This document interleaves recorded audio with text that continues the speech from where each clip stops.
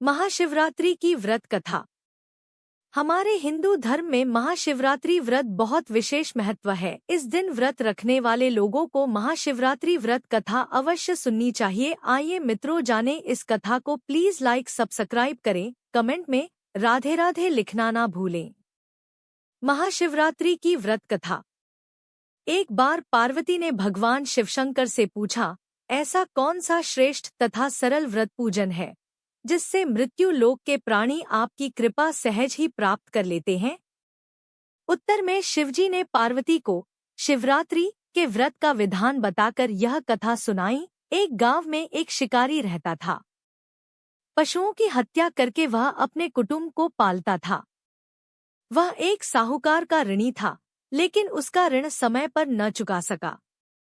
क्रोधवश साहूकार ने शिकारी को शिवमठ में बंदी बना लिया। संयोग से उस दिन शिवरात्रि थी। शिकारी ध्यानमग्न होकर शिव संबंधी धार्मिक बातें सुनता रहा। चतुर्दशी को उसने शिवरात्रि की कथा भी सुनी। संध्या होते ही साहूकार ने उसे अपने पास बुलाया और ऋण चुकाने के विषय में बात की। शिकारी अगले दिन सारा ऋण लौटा देने का वचन देकर बंधन से छूट गया। अपनी दिनचर्या की भांति वह जंगल में शिकार के लिए निकला, लेकिन दिन भर बंदीगृह में रहने के कारण भूख प्यास से व्याकुल था।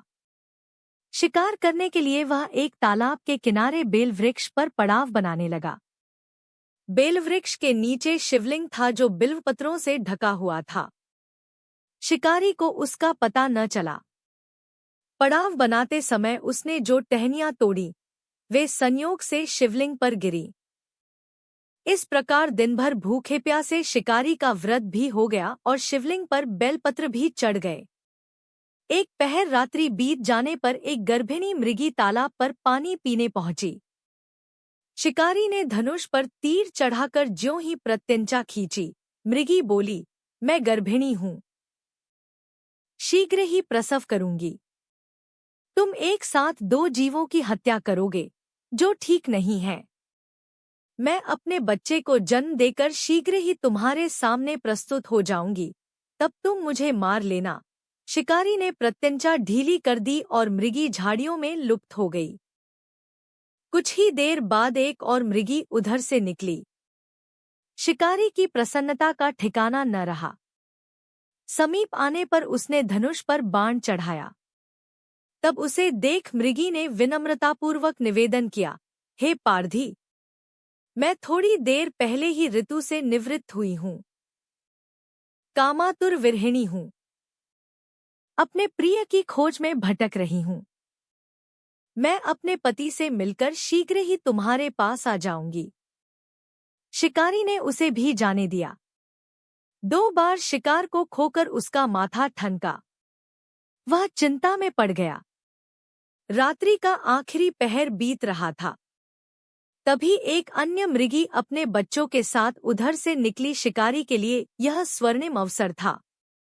उसने धनुष पर तीर चढ़ाने में देर न लगाई। वह तीर छोड़ने ही वाला था कि मृगी बोली, हे पारधी, मैं इन बच्चों को पिता के हवाले करके लौट आऊंगी। इस समय मुझे मत मार। शिकारी हंसा और बोला, सामने आए शिकार को छोड़ दूं, मैं ऐसा मूर्ख नहीं। इससे पहले मैं 2 बार अपना शिकार खो चुका हूँ। मेरे बच्चे भूख प्यास से तड़प रहे होंगे। उत्तर में मृगी ने फिर कहा, जैसे तुम्हें अपने बच्चों की ममता सता रही है, ठीक वैसे ही मुझे भी। इसलिए सिर्फ बच्चों के नाम पर मैं थोड़ी देर के लिए जीवनदान मांग रही हूँ।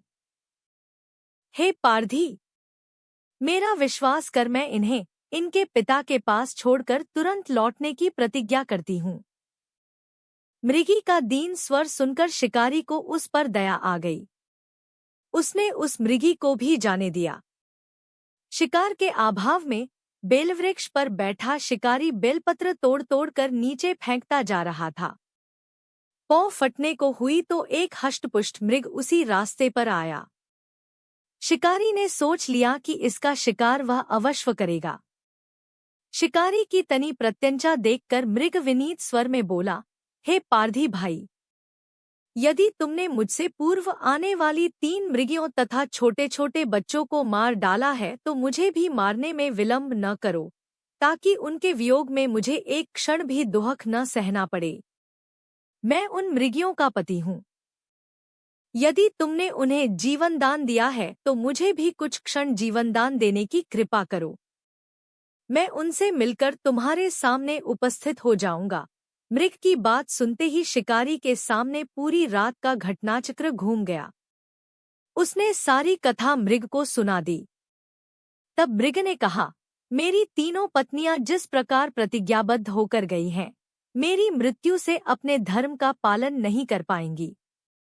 अतः जैसे तुमने उन्हें विश्वासपात्र मानकर छोड़ा है, वैसे ही मुझे भी जाने दो। मैं उन सबके साथ तुम्हारे सामने शीघ्र ही उपस्थित होता हूँ। उपवास, रात्रि जागरण तथा शिवलिंग पर बेलपत्र चढ़ाने से शिकारी का हिंसक हृदय निर्मल हो गया था। उसमें भगवत शक्ति का वास हो गया था। धनुष तथा बाण उसके हाथ से सहज ही छूट गए। भगवान शिव की अनुकंपा से उसका हिंसक हृदय कारुणिक भावों से भर गया। वह अपने अतीत के कर्मों को याद करके पश्चाताप की ज्वाला में जलने लगा। थोड़ी ही देर बाद मृग सपरिवार शिकारी के समक्ष उपस्थित हो गया, ताकि वह उनका शिकार कर सके, किंतु जंगली पशुओं की ऐसी सत्यता, सात्विकता एवं सामूहिक प्रेम भावना देखकर शिकारी को बड़ी ग्लानि हुई। उसके नेत्रों से आंसुओं की झड़ी लग गई। उस मृग परिवार को न मारकर शिकारी ने अपने कठोर हृदय को जीव हिंसा से हटा सदा के लिए कोमल एवं दयालु बना लिया।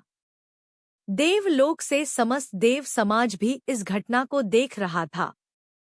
घटना की परिणति होते ही देवी देवताओं ने पुष्प वर्षा की। तब शिकारी तथा मृग परिवार मोक्ष को प्राप्त हुए। इस प्रकार महाशिवरात्रि व्रत कथा समाप्त हुई। ओम नमः शिवाय। राधे राधे।